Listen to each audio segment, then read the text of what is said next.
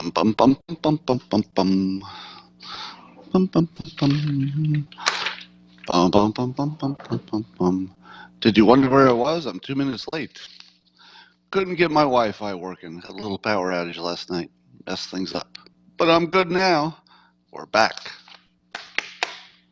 And that means it's time for a little thing you call simultaneous sip. I call it that too. And all it takes is a cup or a mug or a glass, a tankard, chalice or stein, a canteen, jug or flask, a vessel of any kind. Fill it with your favorite liquid. I like coffee. And join me now for the unparalleled pleasure, the dopamine hit of the day, the thing that makes everything better, including the damn pandemic. It's called the simultaneous sip, and it happens now. Go.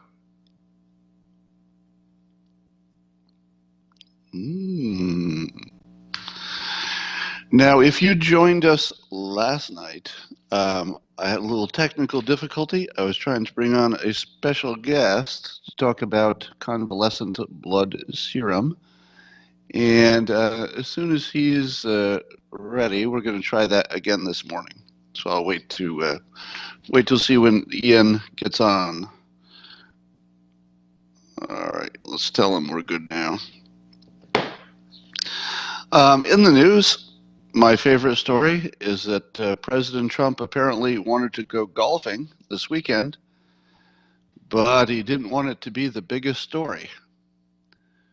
So what do you do if you want to go golfing and you're the president and you don't want it to be the biggest story for 3 days? Well, on the way out the door to golf, what you do is you send a tweet that accuses Joe Scarborough of murder. Now, you have to appreciate how much fun that is. Now, of course, not for the family of the victim who died many years ago, but the fact that Trump would accuse somebody of murder before he goes golfing is beautiful. So I see Ian has joined. So let me just finish the story, then I'll add him on. Now, here's my take on that. Now, on one hand, it's completely outrageous and inappropriate that the President of the United States would accuse Joe Scarborough of murder when there's no indication that he actually murdered anybody. There was some young woman who hit her head and died in his office years ago. Now, that's all we know, and she had some health problem that suggests that she just passed out and hit her head. But the fact that the President would say that, now you say to yourself, well, that's all wrong. That is so wrong. That is wrong on a level that's deeper than any wrongness. Except, we are talking about Joe Scarborough, who did lie about the president in the worst possible way for years. I believe he accused the president of suggesting people should drink bleach. That never happened. I think he suggested the president had called neo-Nazis in Charlottesville fine people. That never happened. So is it fundamentally different to accuse somebody of being pro-Nazi versus saying you murdered your girlfriend? They're not that different, really. Because once you've accepted that you can say absolutely anything in the political context, there's just no penalty. You can say absolutely anything. The president just took the rules and said, what are the rules? Oh, the rules are you can say anything? Really, just anything. I can just make up anything. And I can just say it in public, and it's a headline. All right. How about Joe Scarborough's a murderer? We'll see how that goes. Went pretty well. All right, let's see if we can get Ian on the line. This will be a test of the technology. I think we got it. Oh, seriously? Because I know we had a Wi-Fi problem yesterday. And it looks like we got a Wi-Fi problem today. Well, whatever the problem is, doesn't look like that's going to get solved. I'll try it one more time, but then I think we should maybe give up on this if it doesn't work this time. Ian, we'll try you one more time. Ian? hey, let's make this work. This is the first time the technology has worked more than 5 seconds, so I feel good about it. All That's right. a good sign. All right. Good, strong signal. All right, Ian. First of all, let me see if I can pronounce your name correctly. Ian Hilgart-Martiszus. Pretty close? Yes. Yes, you All right. nailed it. All right. Can you tell the audience what your background is and how that relates specifically to the convalescent blood plasma testing situation? Give them a little background on you. Okay, so my background is that I worked in bioscience for about 10 years, and then I ended up kind of leaving academic bioscience and taught myself to program and become a data analyst, and started working in corporate for a corporation as a data analyst. And when the COVID stuff started to hit, I would figure out ways to harvest public data to do public data analysis that I could publish, so to help people understand the situation a little better. And then through that process, I started to think about different answers that I thought we needed that maybe we weren't getting from the media. And one of the things I thought about as well is, what can we do now? What can we do before there's a vaccine? Because there's going to be people who can't wait that long. And the development of new therapeutics, it takes so long that a lot of people would end up dying while they wait. And so, we got to figure something out in the meantime. So tell us what you did, because I was sort of following along early on, and you put together your own tests, right? Well, it wasn't necessarily my own test. I bought a commercially available test kit. I just happened to become aware of its existence pretty early, I suppose. And the way that I became aware of it is that I just got like a spam email, because when you buy something from a vendor, they put you on a mailing list, and then they always blast out these kind of spam advertisements. And so I got one of those that said, oh, hey, we have these COVID-19 antibody tests. And so I thought, well, shit, I want to buy one of those. And my friend and I were just going to test ourselves. So I bought one, and then it had space for 40 tests. And so I thought, well, I might as well just fill this whole thing up and run 40 tests and kind of get a better sense of how many people are positive. Because at the time, it was unclear of how far spread the virus had been. So you were really, I think you might have been the first person who did an amateur or professional test of how many people had antibodies. Do you know anybody tested before you did? No. As far as I know, I was the first report, or I did publish the first report about, or on a community kind of serum survey for COVID-19 antibodies. Now, so you've been sort of paying attention to the whole serum antibody thing, and I know there was an article in the Wall Street Journal that said they had some small 39 people or something, and how did that go? So yeah, are we positive on this convalescent serum? I mean, the idea of taking blood from somebody who's been infected and recovered and putting their antibodies in somebody else. What's the state of that in terms of the science? I know you're surveying the field there. Yeah, so on Friday, I believe, the first convalescent serum therapy clinical study was published. And the authors claim it was the first in the world published, or at least the largest. And so they did treat 39 patients, like you said, with convalescent serum therapy, and it was controlled. So there was a group that did not receive that treatment. And there was a significant improvement in survival with the group that did receive the convalescent serum therapy. There was about 12.8% death rate for the convalescent serum therapy group, but it was 24.4% for those who didn't receive it. So that means that the serum therapy cut the death rate in half. And that was for people who were pretty close to death to begin with. And I think I saw in the article that they just assume it would work better if you had it earlier, but that hasn't been tested, I guess. Now, is there any reason to think that any of this would ever be dangerous? It doesn't have to go through, it wouldn't have to go, I know this is sort of outside your area, but I don't think this would have to go through whole FDA, would it? The whole FDA approval? Because it's their antibodies. Is this something we know well enough that we don't need to go through the whole testing? Well, it is actually FDA approved now, at least with an emergency use authorization. So that was one of the first things that became approved as a treatment for COVID-19 because it is generally safe. There's a couple different things people generally test for, like ABO blood typing. You want to match the donor and recipient, and then RH factors. But other than that, it appears to be safe. So what would happen if you didn't match? Would it hurt you, or would it just not help you? Suppose you had the wrong blood type match.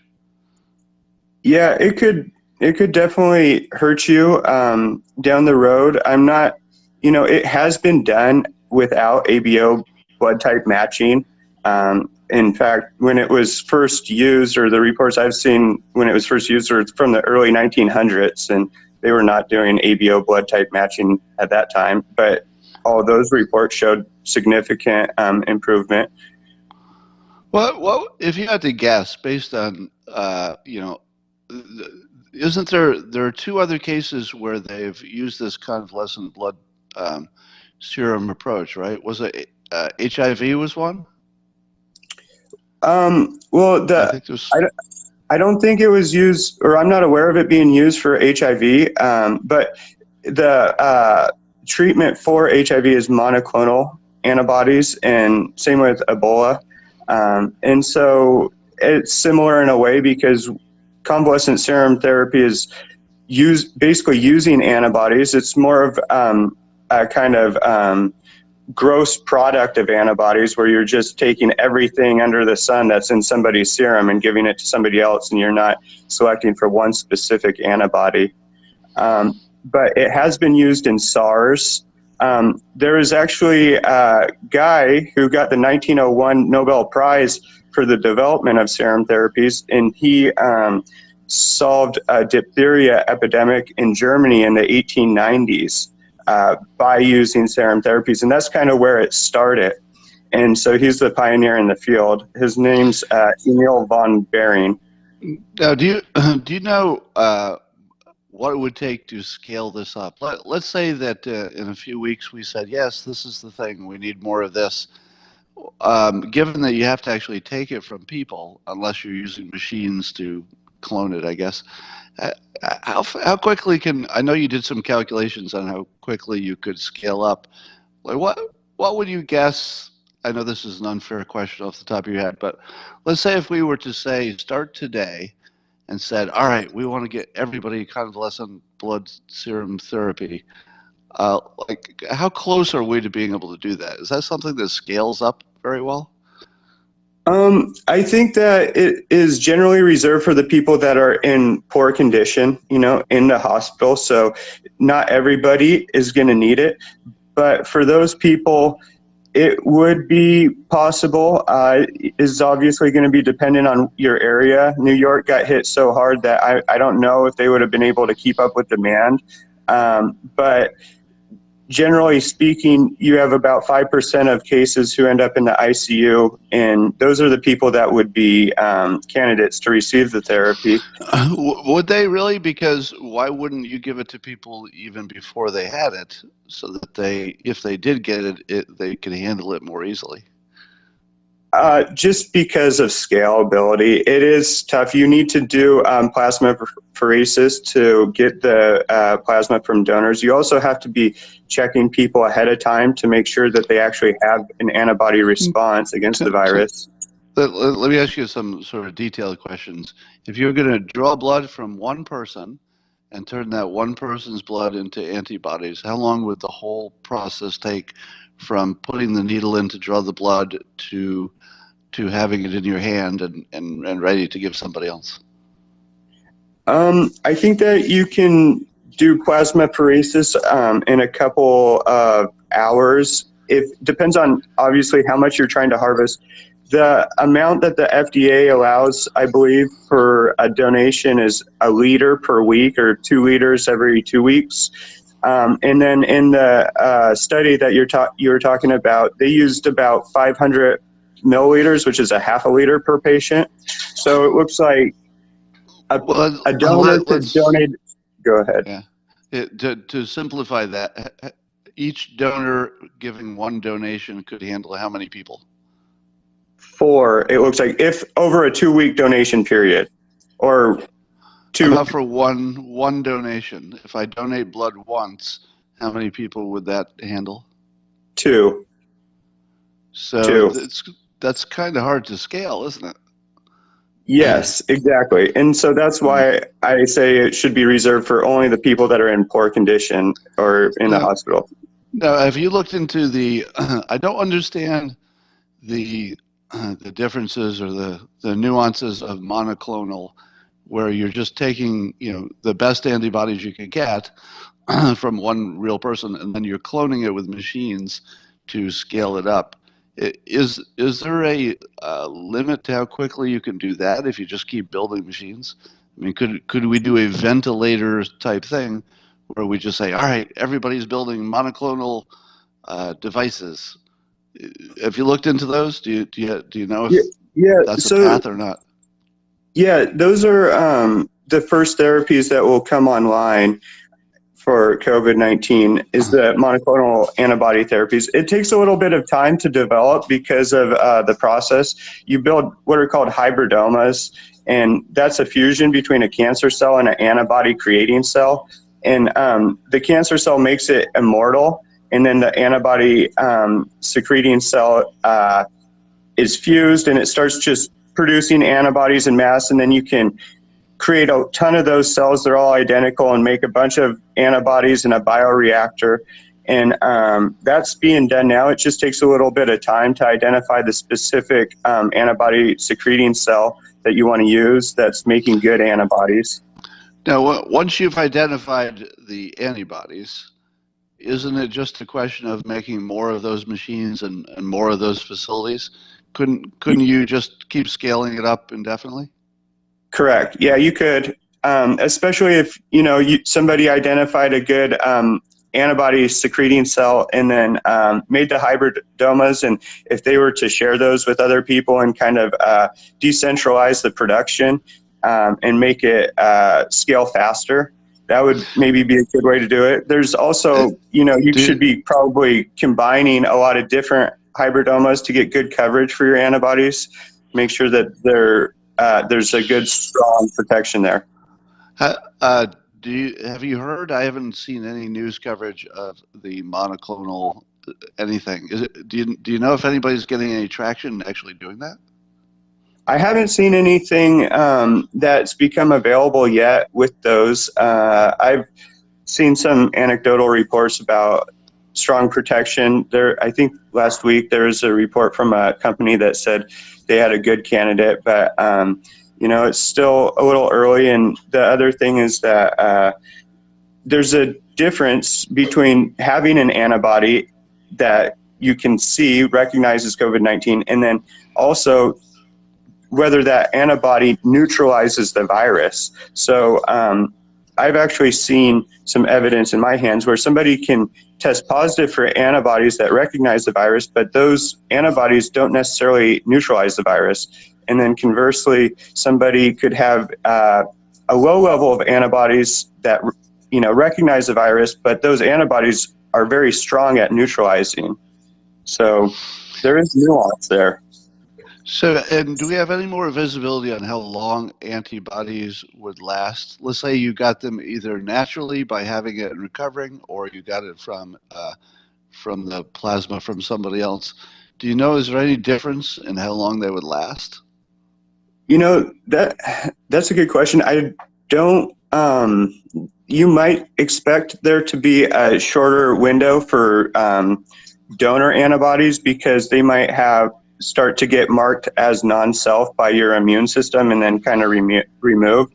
But it's a tough thing to study because, you start to get this mix of potentially like antibodies made by yourself and antibodies from the donor, and how do you differentiate which one came from which?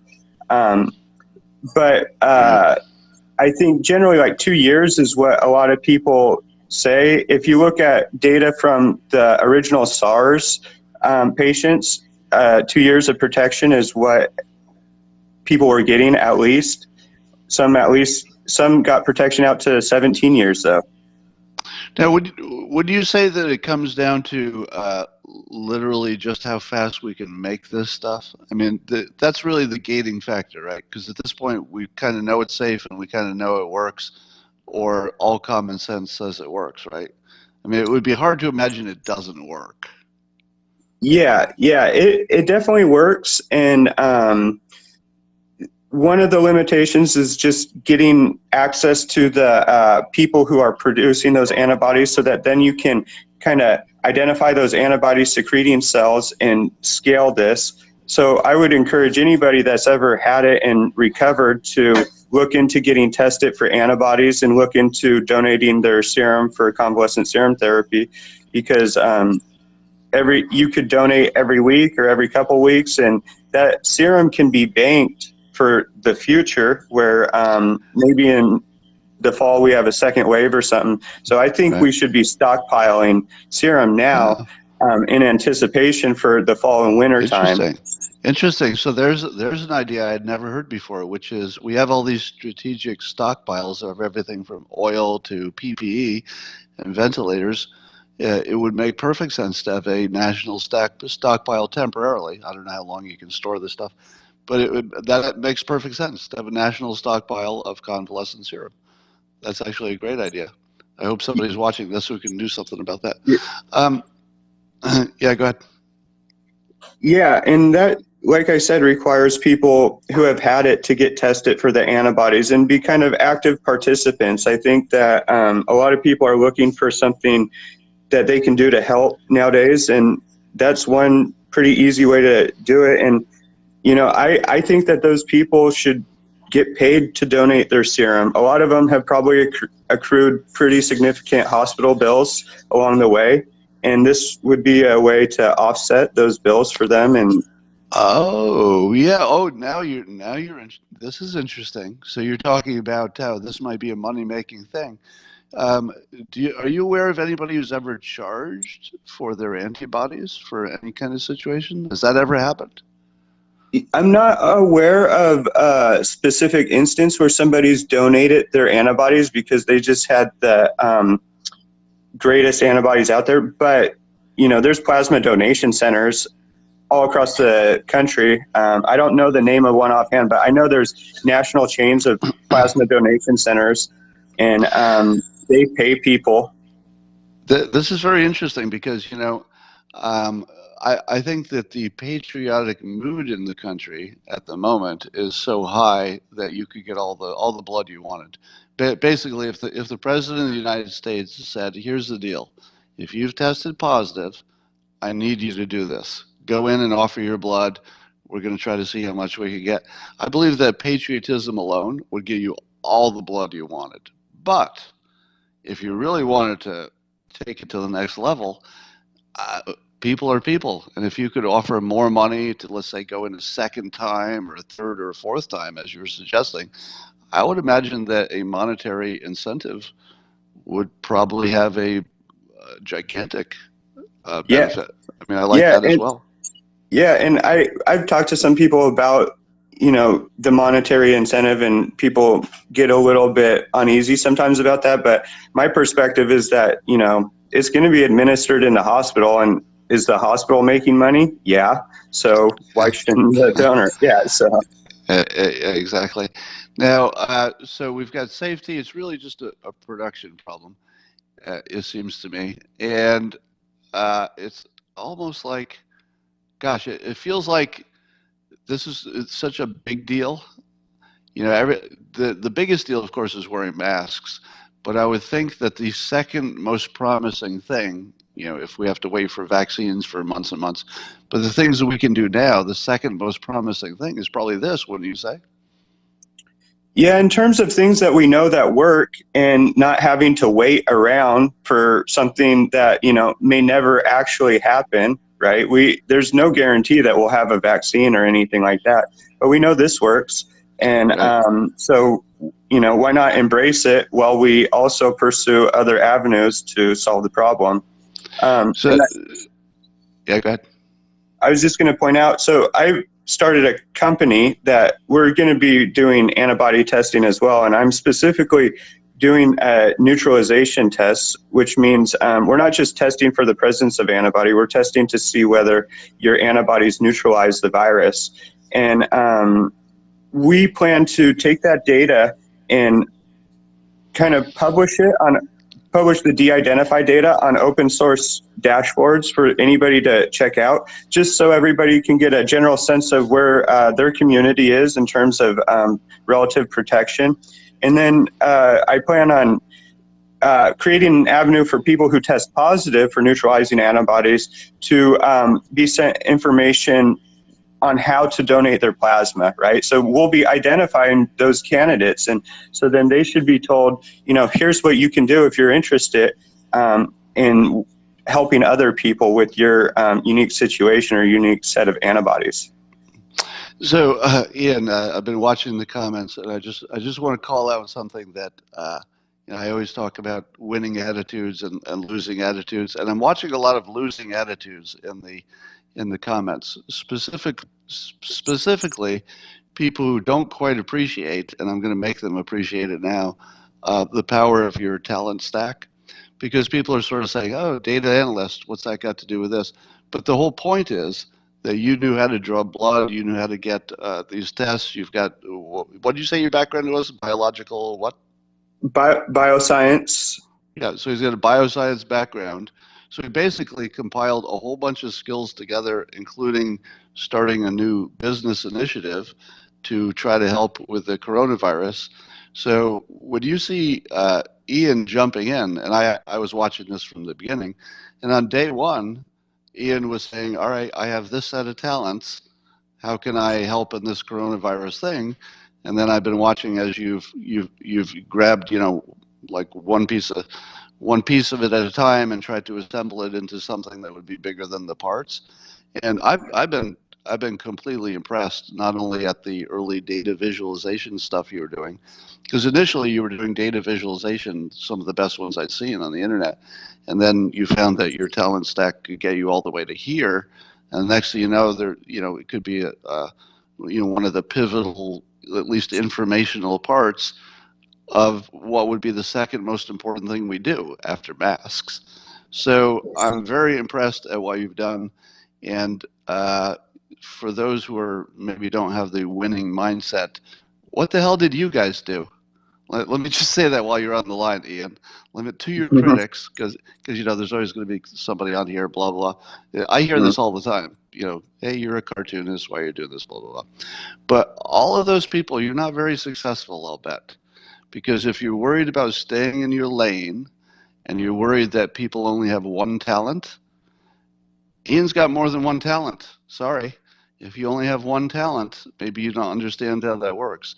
But if you put enough talents together, you have a superpower. And I think this is a perfect example of it. So, Ian, thank you for being a patriot. And I mean that seriously, because in times of crisis, not everybody runs toward the fire. And you did. You know, on day one, you were running toward the emergency. You know, what can I do? And we need more of you and less of the people who are nitpicking on here. I really appreciate that, Scott. And I just want to point out before I go that I can't do it all by myself. I have a lot of help from Mikhail Staden and Brianna Knight. They've been helping me get Cure Hub going. And, you know, everything's, you know, about being on a team and winning team. And we're all in this together. And no one person can make anything work. And I think it's, you got to treat life like a positive sum game. and then you'll start to find success all over the place. Well, that's America in a nutshell, right there. So, thank you so much. Do you want to name a URL that you want people to look at? Yeah, you can go to cure-hub.com, and we have a system in place where you can sign up and reserve your spot in line to get antibody tested, and then you don't pay anything, but you'll get on our mailing list, and then as soon as we have the antibody tests approved, which should be a couple weeks, then we'll let you know, and then you can join the study and donate a sample to get tested. We'll test you, yeah, that's all right. So thank you again. Thanks for being a great guest. I'm going to go on with the rest of my program, and I'll catch up with you. Hey, can I do one thing? I missed the simultaneous sip. Can I get another one live? I got to do it. Yeah. All right. I will give you the first ever second simultaneous sip. And all you need is a cup or a mug or glass, handkerchief, a canteen, jug, a flask, a vessel of any kind. You ready? Cheers. Cheers. The second simultaneous sip, even better than the first. All right. Thanks, Ian. Thank you. Bye. All right. So, as much as the topic is interesting, because in my opinion, it's probably the most important topic besides masks, but I also wanted you to get a feel for Ian. Just get a feel for what your fellow citizens, if you're American, and I'm sure it's happening in every country around the world, people are just jumping into the breach. I mean, people are running toward this thing like crazy. When this is over, you're going to be really proud that you were a human, because humans are pretty awesome, and humans have done remarkable things in the past several months, and there's a lot more to come. So, we're all lost in the details and just trying to get through life and make it to the next time you can buy groceries. And I know that that's got to be the focus. But when this is done, there are going to be some real things to be proud about. All right, let's talk about some other things. I got a suggestion on the Locals platform, where I've moved a lot of my non-Dilbert stuff, from Ann Holt. I don't know, that's one name. Ann Holt, A-N-H-O-L-T. Anyway, I don't know his real name. But he started referring to people who watch CNN and MSNBC as the poorly educated. How much do you love that? So I'm gonna adopt that concept.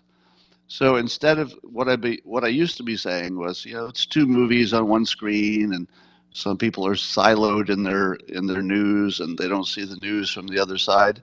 And I used to sort of describe it as, in engineering terms, but I thought this is so much more powerful.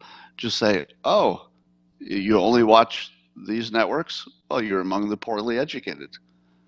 Because it's literally true. Literally poorly educated. Which I think is hilarious, because you know how much they're going to hate that. So apparently, in the polls, including a Fox News poll, Biden is ahead of Trump by way more than even Hillary was ahead of Trump at the same time. So apparently Biden is doing great by staying out of public and just gaffing himself and decomposing in his basement. Now, I don't know what could be more ridiculous or more funny than the fact that Joe Biden is in his basement, literally just decomposing, and he's doing great. Who knew? Who knew? No, honestly, are you ever just at home and you just start laughing about the whole Joe Biden in the basement situation? Because the Biden in the basement thing sort of crept up on us, right? Like it was like, hey, I think there's this virus in Wuhan. All right. and like it looks like it might be coming this way. All right, and maybe we should, stay away from public a little bit. And the next thing you know, a major candidate for president is living in his basement and babbling nonsense. And because we sort of got there gradually, we've sort of accepted it. Come on, are you sure? Can you tell me that you were just sitting there by yourself, and suddenly you just sort of realize the situation we're in, with Joe Biden decomposing in his basement and leading in the polls to be the next president of the United States, and have his fingers on the nuclear button? If that's not funny to you, I don't know what is. But here's the thing that's funniest. I'm not positive. So, you can't, don't hold me to this later. I'm not positive, but I just think we might be witnessing the greatest practical joke of all time. And what I mean by the greatest practical joke is I can't prove this. I think conservatives are massively lying to pollsters because it's funny, right? Tell me I'm wrong. Don't you sort of suspect? Because if you were saying to yourself, okay, I get that President Trump's not popular, and all the Democrats are going to vote for whoever the Democrat is. I get that.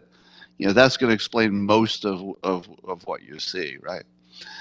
But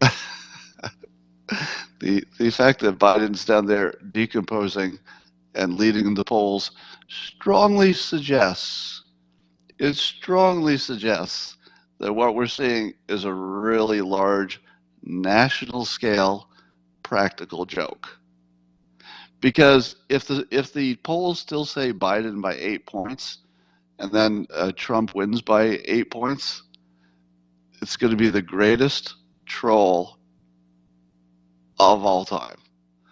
Honestly, it will be the most epic practical joke ever played in the history of practical jokes. And I think that's what's happening. Am I wrong? Am I completely off base? Because I'm seeing a lot of people in the comments who are saying, I think you're right. I think you're right. I think the Republicans are just lying to the pollsters because it's funny. All right, speaking of funny pranks, Alyssa Milano got photographed wearing a crochet mask. And you can imagine how the internet reacted to her crochet mask. They, of course, said, hey, there are holes in your crochet. Therefore, you fool, you idiot, you dumb Democrat, you Biden-supporting fool, you fool. How could you wear a crochet mask? And worse yet, if you're going to wear a crochet mask, don't get your photograph taken if you're famous. And so, of course, Twitter went on fire. It's like, it doesn't know anything, you idiot, your crochet mask. And then Alyssa Milano waited, hold, and then Alyssa Milano tweets to one of her critics, carbon filter inside, love. It was a trap. It was a trap. Do you think she knew that people were going to get on her about her crochet mask, which she says, and I think it's probably true, she says has a carbon filter on the inside? It probably does. Probably does. Because if you've got those good N95 masks, they're the ugliest of the masks. So if she figured out a way to put a more pleasant cover over the ugliest mask, which is also the best kind of mask, maybe. I don't know if it was an N95, but she said a carbon filter, so maybe that's good too. All right. If you're not watching, I've said this a million times, but if you're not following Mike Cernovich on Twitter, you're missing one of the best shows It's like a TV show that just goes on all the time. It doesn't have a beginning or an end. Like every time I get on Twitter and I'll see like 5 Cernovich quotes, and every one of them makes you stop and go, huh. But this one, if you want to understand how to operate on the next level, this tweet from Cernovich has made me laugh for 2 days. This is the whole tweet. He goes, self-confidence triggers mediocre men. Now, of course, the beauty of it is that you can't complain about it without being labeled a mediocre man. So it's like this perfect little trap. It's like, I want to complain about that because I'm really mad about your self-confidence. I'm like Cernovich. But if I do complain about it, does that make me a mediocre man? So watching Cernovich build these little Twitter traps for mediocre men is one of the funniest things I've seen on the internet. Telehealth has taken off. I said this before, but there's even more signs of it. Have you seen all the commercials? Telehealth is basically just huge. Now, we thought that might happen, but apparently it is happening. The lasting benefit we're going to get from telehealth is going to be gigantic. And the ability to practice across state lines, which I think will become permanent, would be huge. And again, thank you to all of you who helped make that happen. So I'm just checking in on that because it's such a big topic and it's going the right direction. It's always good to hear some good news. All right, what else we got going here? There's some kind of drug called ivermectin that's getting some good reviews. And I guess it can interact with other medications and has some side effects and stuff. But there were some initial trials that, sort of look good. So ivermectin, there's another one. I think that over the next few weeks, you're just going to hear one therapeutic after another. And it's just going to be all positive news. Now, if you've done the math, I did this last night on Periscope. I was talking about all the things which have cut the risk down. So masks are supposed to be 75% effective. Distance, of course, is completely effective. Maybe vitamin D, maybe summer will make a difference in the warm weather. Maybe what we've learned about nursing homes and how to protect them. Maybe what we've learned about ventilator use, not to kill people with ventilators. If you take each of these many pieces of good news, each of them individually reduces risk by some percentage, from 75% with masks down to maybe vitamin D makes a difference, or maybe it's just correlation. We don't know if it's causation yet, but maybe hydroxychloroquine and zinc, if you get them early, is 20% benefit. Maybe there's some people we can get with this convalescent blood serum. So we now have, off the top of my head, maybe 10 to 12 different things we've either developed as a tool or learned, which also allows us to reduce risk. I feel like we have all the tools to, within a few weeks, we're going to have the risk down to, it's going to approach zero. I mean, it's almost going to disappear, I think. Monoclonal antibody is almost ready, somebody says. Yeah, and that could be huge. The monoclonal antibodies just could be huge. All right. And then somebody says primarily immune system strength. Let me ask you this. I want to see this in the comments. When this whole thing started, I was advising everybody to just make sure they took care of their immune system. So in other words, get out, get a little light exercise, get some sun, get some sleep, eat right, all the usual things. How many of you have done that? How many of you, in the comments, it'll take a little time lag here, but in the comments, tell me if you feel that you've done something that would boost your immune system. Have you intentionally boosted your immune system? Look at all the yeses. Wow, almost every person. So far, every person who's answering is saying yes. Think about that. What kind of what kind of change does that make in your life and in civilization if suddenly 370 million people just decided to get serious about boosting their immunity and their health? Oh my God, I am so impressed. For those of you who are listening to this, it is a non-broken string of yeses. I've never seen so much agreement. Somebody lost 20 pounds. Bicycle riding outdoors, yes, definitely. Yes, yes, yes. See, yes. Immune system way up, yes. Oh my goodness. I am so, so impressed. Very impressed. I've never seen anything like this. Are you as impressed as I am? Take a look at these comments going by. They're still absolutely solidly yes.